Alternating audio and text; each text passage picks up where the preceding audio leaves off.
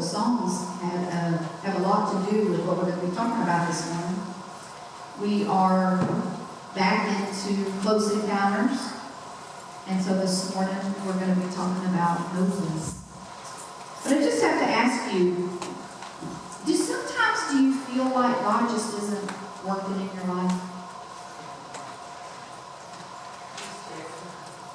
Huh? Used to, yeah. You know, I love that it is what we seek, whether you believe it or understand it or not, but we seek the very glory and presence of the Lord. We seek His goodness. And I love the scripture in Romans 8:28 because it's one of my favorites.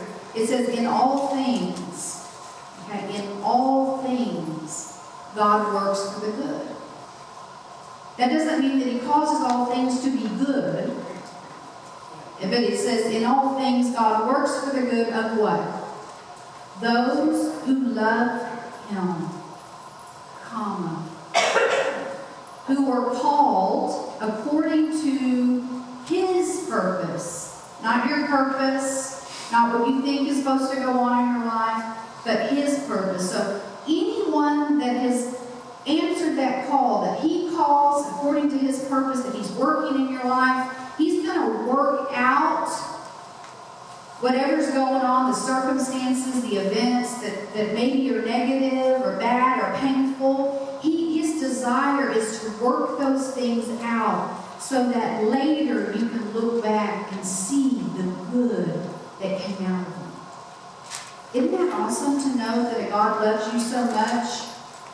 That He's constantly thinking about that, because that is our heart's desire, is to see and have that glory of His goodness revealed to us, for us to see that very thing.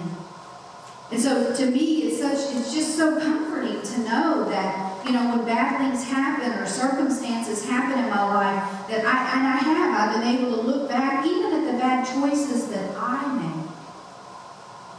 That God has taken them and He's turned them around, and He's honored that relationship that we have, and He's made them good. And that's what that scripture means.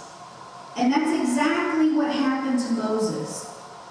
See, I love the whole story of Moses. He's my Old Testament guy that I just love, and my New Testament is Paul.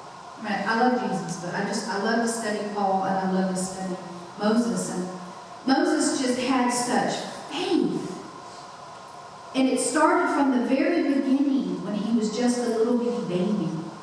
That faith was passed down to him from his mother, Zipporah. And so we're going to look at the scriptures today, and we're going to basically go through Exodus 2. But I want to give you a little bit of background before we start that, because like I've told you before, you know, it's good to know scripture, but you just really need to know what's going on. And so basically, you know, we're in the second book of the Bible in Exodus, but a lot happened in Genesis. You know, Abraham had Isaac, Isaac had Jacob, and then Jacob had a whole bunch of sons, and one of them was named Joseph, and Joseph was the favorite, and his brothers didn't really like that he was the favorite, and so they took him, and what they had planned for bad, God turned around for good, okay? And then he ended up going to Egypt, and he ended up becoming Pharaoh's amazing, top-notch guy. And God had told him at the very beginning, He says, you know, there's going to be a famine here, and I need you to kind of take care of the people. And so he did, and he told Pharaoh, and Pharaoh said, do whatever it is that you have to do. He basically saved Egypt from famine.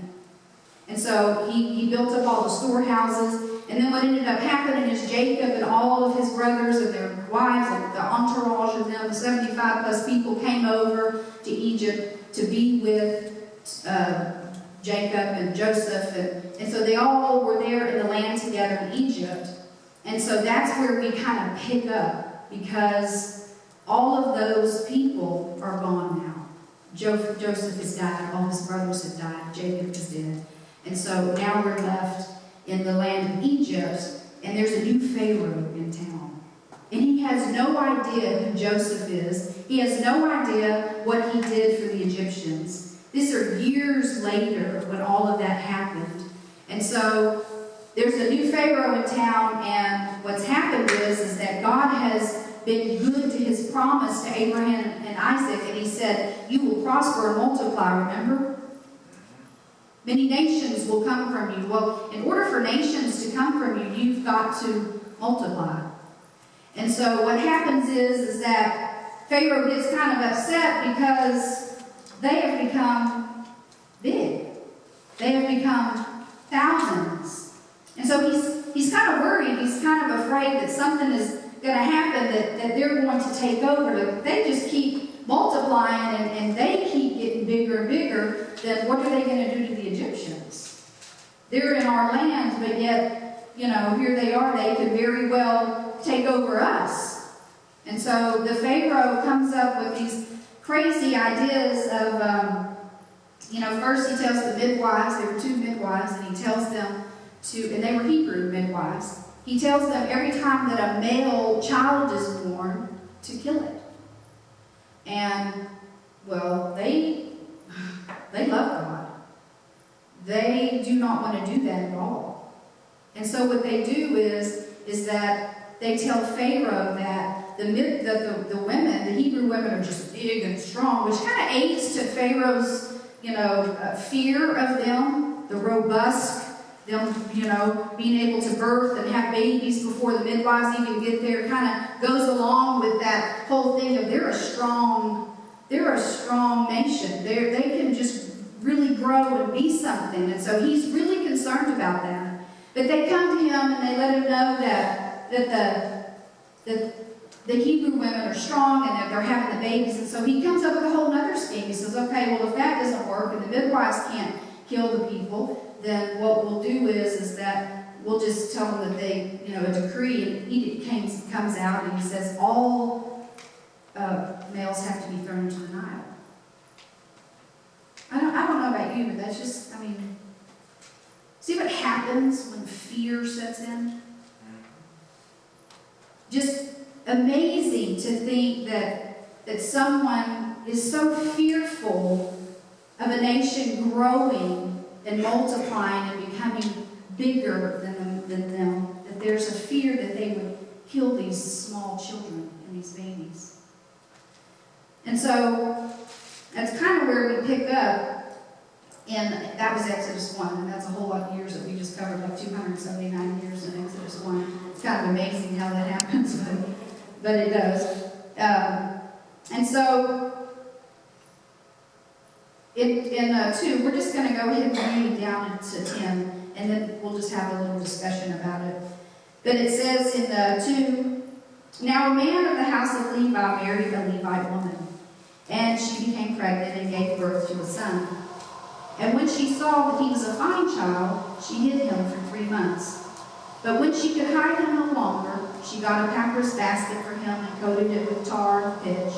And then she placed the child in it and put it among the reeds along the bank of the Nile.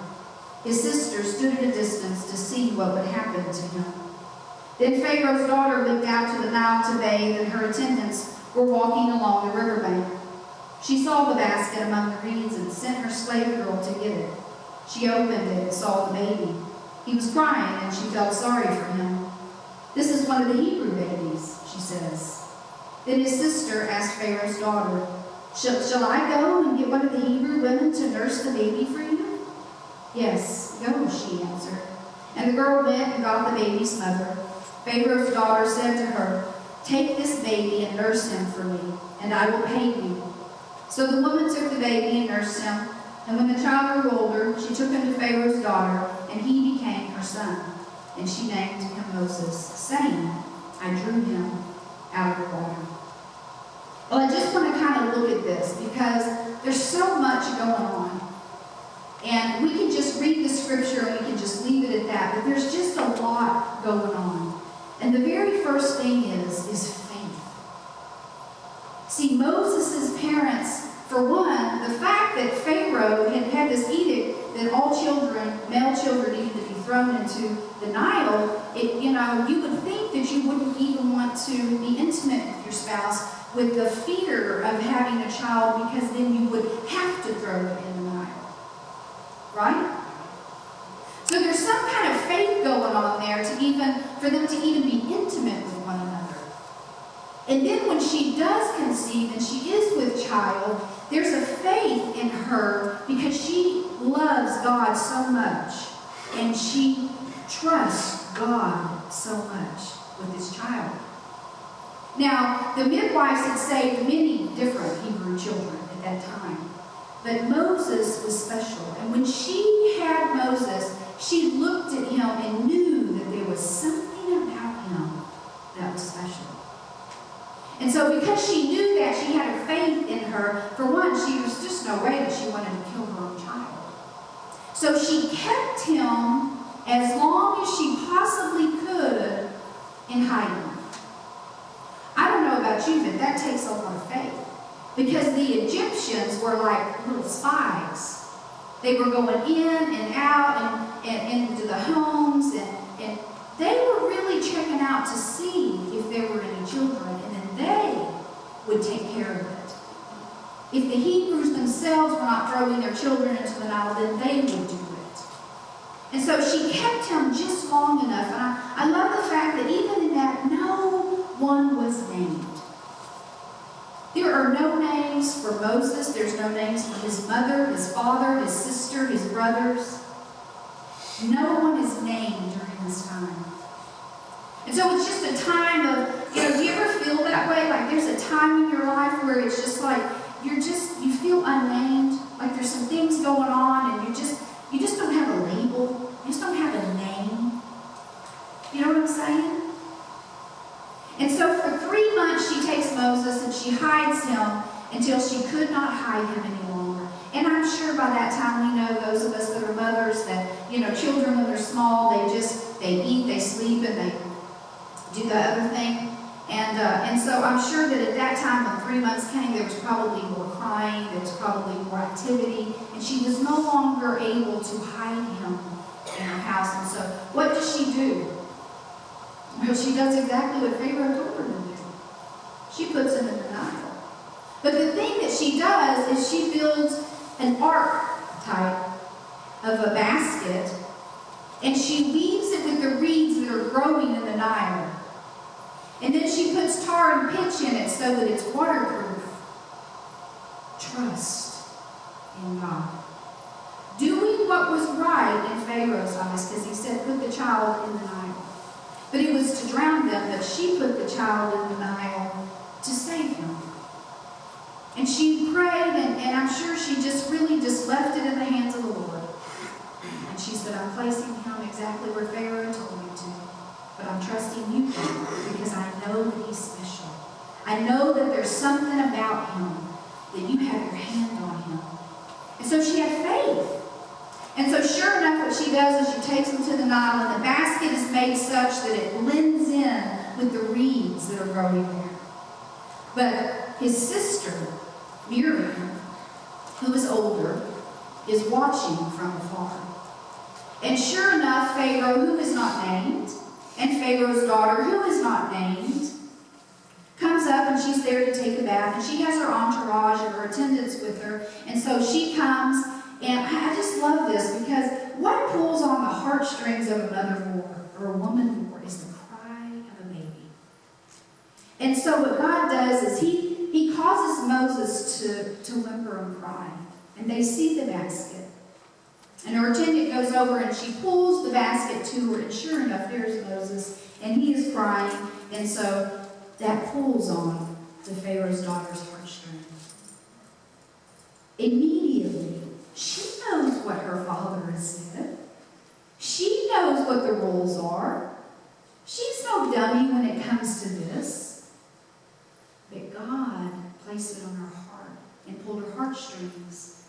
And so she takes Moses, and the attendant looks up. They're wondering what to do. And so, who steps up?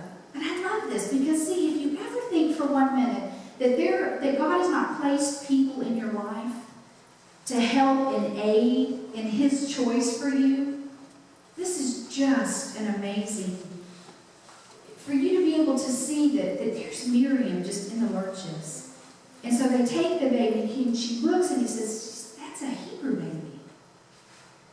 And so instantly Miriam steps up, and she says, do you want me to find a Hebrew woman to go ahead and breastfeed him and to take care of him? And so Pharaoh's daughter says, yes, absolutely. That's what I want you to do. And so what does she do? She takes him to her own mother, his own mother, and she gets to nurse him. And so Pharaoh's daughter comes to her and she says, I want you to take care of this baby for me. I'm not even sure that she's aware at this time that this woman is the mother. She does know later. But at this time, she just knows that it's a Hebrew woman and that she has milk to provide for this baby. And so she says, I'll pay you. Isn't that awesome? Because they were an oppressed nation. They were an oppressed people. They were slaves to the Egyptians. And so I'm sure that money was scarce. And so in order, here she is breastfeeding her own child, and she's being paid by the Pharaoh's daughter. So it's just faith after faith and trust. And all these things come to play exactly how God wanted them to. See, what people wanted for evil, God turned into good. And it happens all the time. And I just think that sometimes we have a difficult time in seeing that in our own life. And so we're about to go from 0 to 80 in about 15 minutes.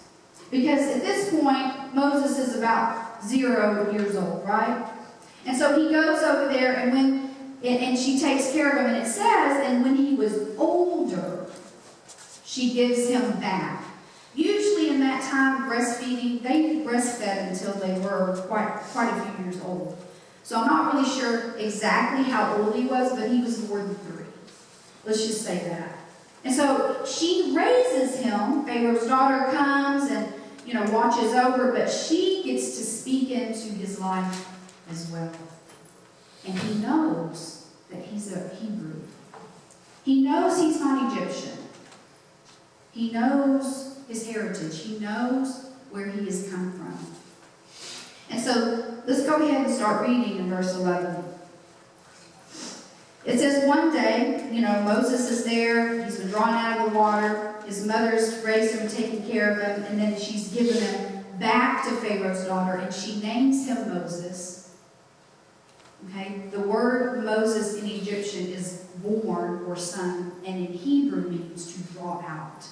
So it's like drawing him out of the water. And so Pharaoh's daughter names him at that time, and he was older. And so in 11 it says, one day, after Moses had grown up, okay, so a lot had happened during that time. He went out to where his own people were and watched them at their hard labor. He was about 40, just so you know. He's about 40 years old. He saw an Egyptian beating a Hebrew, one of his own people. And glancing this way and that, and seeing no one, he killed the Egyptian and hid him in the sand. The next day he went out and saw 2 Hebrews fighting. And he asked the one in the wrong, why are you hitting your fellow Hebrew? And the man said, who made you ruler and judge over us? Are you thinking of killing me as you killed the Egyptian? Then Moses was afraid and thought, what I did must have been known. It must have become known by those that are around me. And let's just stop right there. We're missing about 40 years in here. They go straight from Pharaoh's daughter taking Moses and bringing him over. But historians, there's a lot to know. And the thing is that the Egyptians were a very advanced society.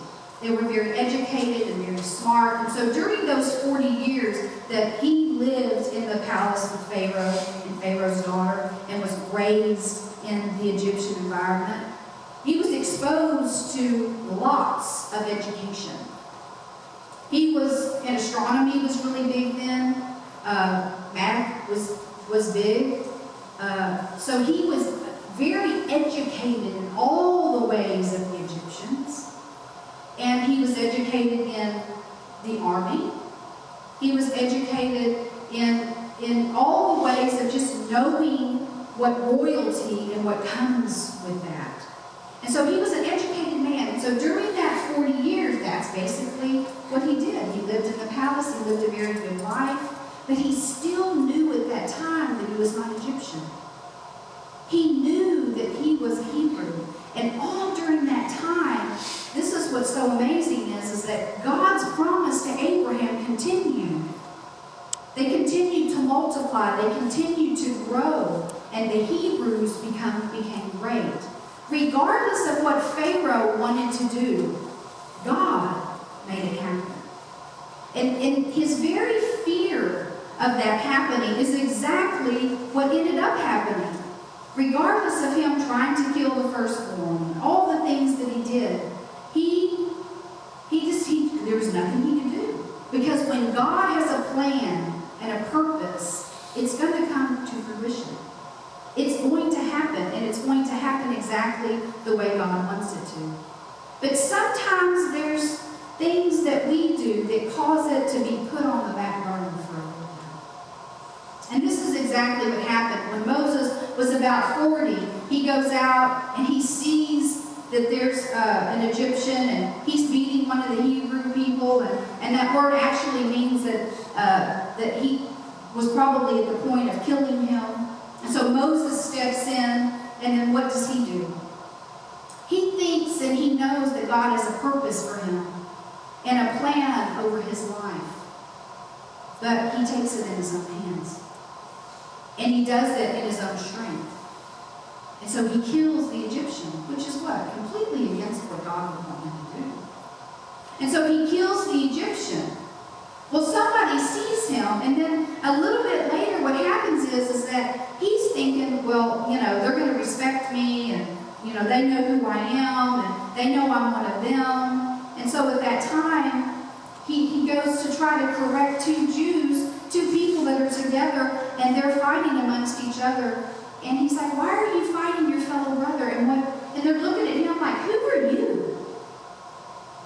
Who are you? And are you a judge over us? And so we see right then that they didn't have the respect that was needed in order for him to be their leader. And so then he says, what are you going to do? Kill me like you did the Egyptian? And then he knew. And so Pharaoh was already coming after him. And so he knows, I've got to go. I've got to flee. Because I can't stay here. And so that's where we come to the next set of scriptures. And it says that, 15, when Pharaoh heard of this, he tried to kill Moses. But Moses fled from Pharaoh and went to live in Midian, where he sat down by a well. Now a priest of Midian had 7 daughters, and they came to draw water and fill the troughs to water their father's flock. Some shepherds came along and drove them away, but Moses got up and came to their rescue and watered their flock. When the girls returned to rule their father, he asked them, what have you returned so early today for? And they answered, an Egyptian rescued us from the shepherds. He even drew water for us and watered the flock. And where is he? He asked his daughters. Why did you leave him? Invite him to have something to eat. Moses agreed to stay with the man who gave his daughter Zipporah to Moses in marriage. Zipporah gave birth to a son, and Moses named him Gershom, saying, I have become an alien in a foreign land. During that long period, the king of Egypt died. The Israelites groaned in their slavery and cried out, and their cry for help because of their slavery went up to God. God heard their groaning, and he remembered his covenant with Abraham, with Isaac, and with Jacob. So God looked on the Israelites and was concerned about them. So once again, here he is. He knows that Pharaoh is after him, so he flees to Midian. And when he gets there, God still has a plan. And he does stay out there for 40 years. He marries Zipporah, they have children. He becomes a shepherd. He has a flock of sheep. And there's sometimes we look at this and we think, well, God just had him in the wilderness. And the reality is that Moses maturity. Moses needed to learn what it was to be a leader. To lead stubborn people like he's leading these stubborn sheep. And sometimes what happens is we get in a wilderness ourselves. And we think that God's not here. We think that we're being tested. We think that nothing good is going to come out of this. And the reality is that God's timing is perfect. And he's in the molding business. And that's what I love about this story, is because there's so much that happens to Moses in those 80 years that prepared him for an exodus from Egypt. Prepared him to be the leader, to call those people to himself. And he didn't have it at 40. He didn't have it when he went and he killed the Egyptian man, because it was all about him and his strength, and it was about how he thought that it needed to go. And God says, this isn't about me. I'm going to lead my people out of slavery. And I'm going to use you to do it. But you have to surrender enough to me to hear my call, hear my voice, understand my commands, and then go from there. And see, I think that that's what it is about the wilderness and being out somewhere, is that we have to know that God is purposing you for a purpose and a reason. And sometimes you can get out somewhere and you're like, what am I doing?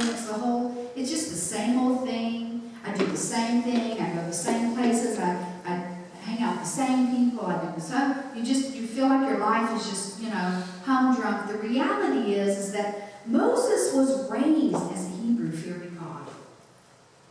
His mother had an influence over him. His real mother had an influence over him, and they were true believers. They trusted him, they had faith in God, and they bestowed that upon Moses. So when he's out in the wilderness, never think for 1 minute that he's just going through the day. That he's just going, he's performing tasks, and he gets up and he does this. All through that time, he saw God. All through that time, he went to the Lord. All through that time, he relied on the Lord. All through that time, he trusted God. He knew that he was there for a purpose, but there was a time when all these years that is it going to happen? Can you imagine how many prayers he lifted up for his fellow brothers and sisters that were still in Egypt under slavery? Knowing full well their demise, knowing full well what they were going through, that many had died. And out in the wilderness, he just kept lifting them up. What could I have done? What can I do? And mulling over, I'm sure, the choices that he made. A bad choice that God used for good. Did it take God 40 years? Yes, it did. But it also took 40 years because that's when he heard the cries, not that he even turned away from the Israelites. But we see in the very last scriptures that the cries of the Israelites reached the ears of the Lord. He had heard them all along. He knew what was going on over there. But see, God's plan is perfect. And sometimes we as humans want to get in there, or we want to work it all out, we want to fix it, we want it to be the way that we think it ought to be, and God says, just wait on my time. Because it was so important, because the whole time in those 40 years, what happened? They continued to multiply, they continued to grow, they continued to build a nation, which is exactly what he had given the covenant to Abraham about. And so it was important for all of these things to take place before he called someone to pull them out of Egypt.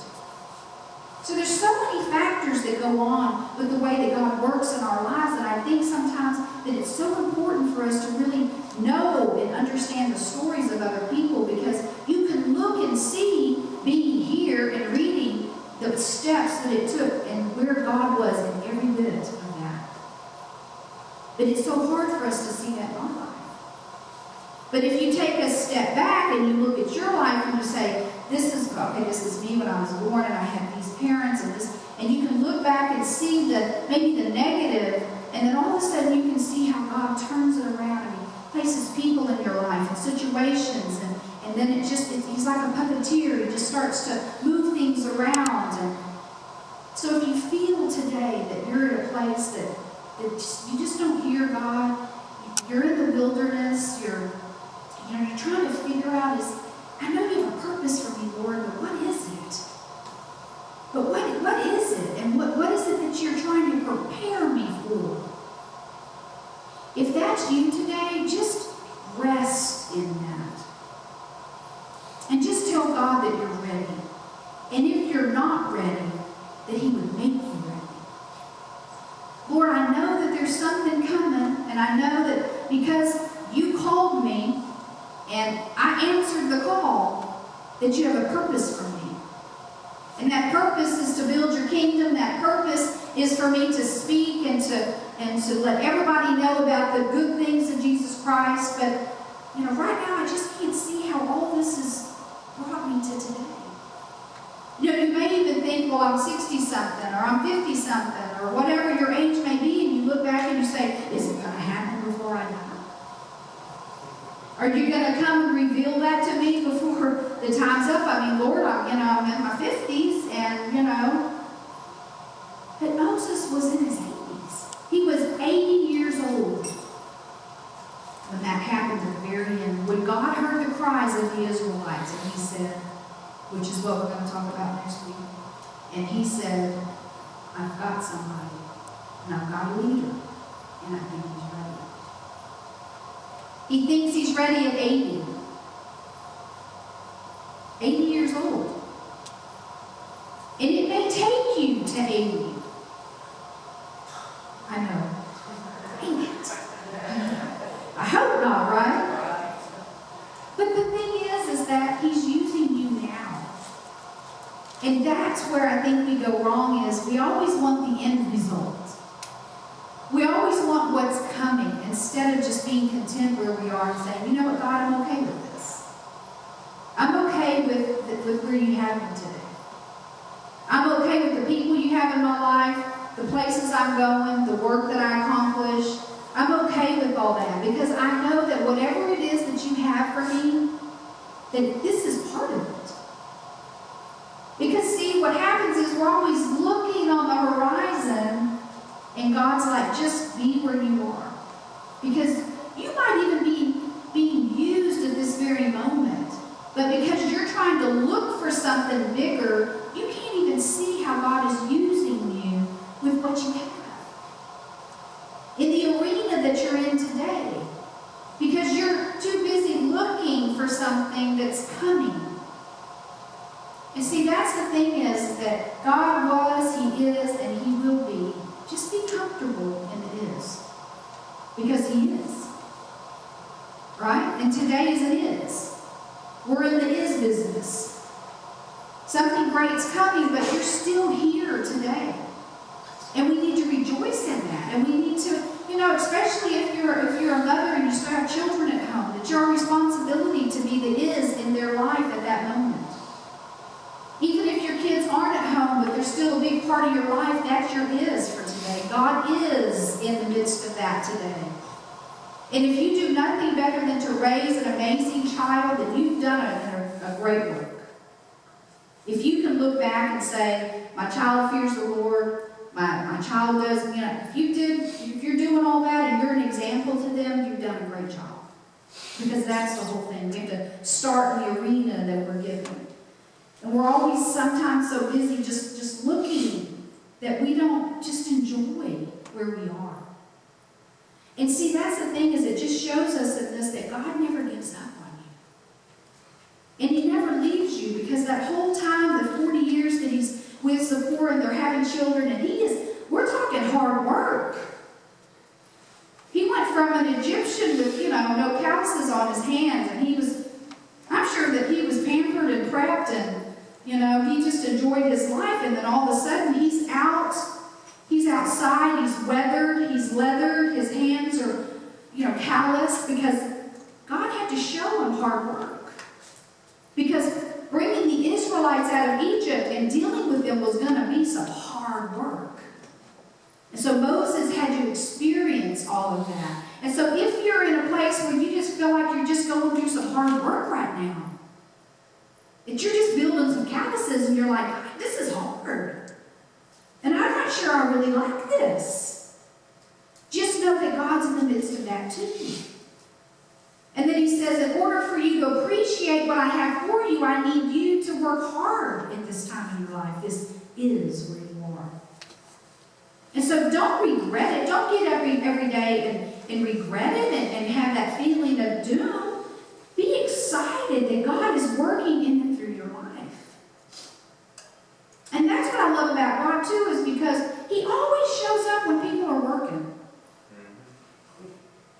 That tells us something about being, lazy and a sloth, which is one of the doesn't sense. Right? And so it says something to us about being busy in our life. That it's good. Because God shows up in the busyness, in the work. And that's exactly what he did with Moses. 40 years, and all of a sudden, it's like Moses is working out, he's doing his thing, we'll hear about it next week, but he shows up at that time. But see, having an experience with God, and that's another thing that I just want to touch on just real quick, is that God had his hand on Moses from the very beginning. He had an experience with Moses when he was born. And he had parents, Moses had parents that had faith in God and trusted God. And so we need to be the same way. We need to be that way with our children and our friends and our family. To trust that God has a purpose and a plan for them. And to raise them in a way. And to speak to them in a way. And to pull them along in a way that says there's greatness coming in your life. That God has a purpose for you. He has a plan for you. And don't think that he doesn't. Don't look at your life and go, well, I can't see it. Because that's an insult to God. Because we need to be in the is. Because that's where he is. Right now, here, today. Don't live back there either. Because who you were last week or 5 months ago or 10 years ago is not who you are today. I can guarantee you that. If you are truly following God, you are not the same person as you were when you walked through the doors this morning.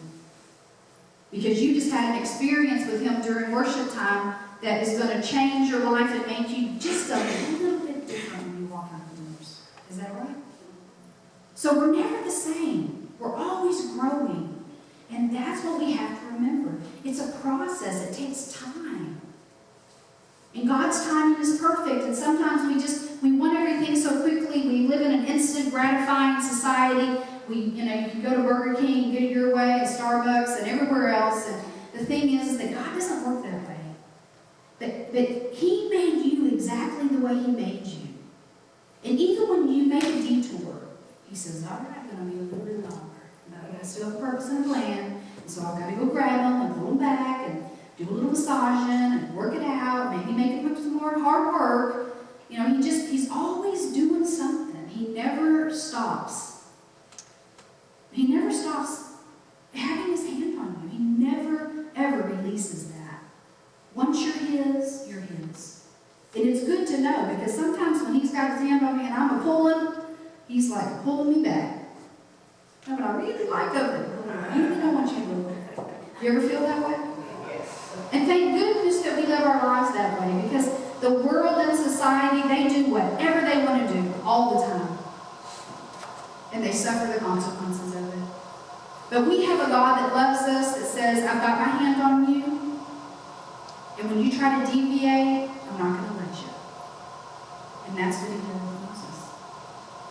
And that experience is something that we can have too. And I pray that you do. I pray once again this week that you have an amazing experience with Jehovah God. That he touches you in a way that just is deep down in your spirit. And that you, in an instant, can look back and say, I am not the same person I was a minute ago. Because God just touched me. And this is what He revealed to me. Or this is what He said to me. Or this is what I felt. Or this is what I see. Because that's the whole purpose of being a Christian. Otherwise, what good, what fun would it be if you're always doing your own thing and you're not even relying on God to lead you, to guide you, and to move you? What fun would that be? I don't know about you, but I'm kind of boring. You know, I need a little bit of God. I've got to have Him leading me. Otherwise, I will go astray all the time. Please stand.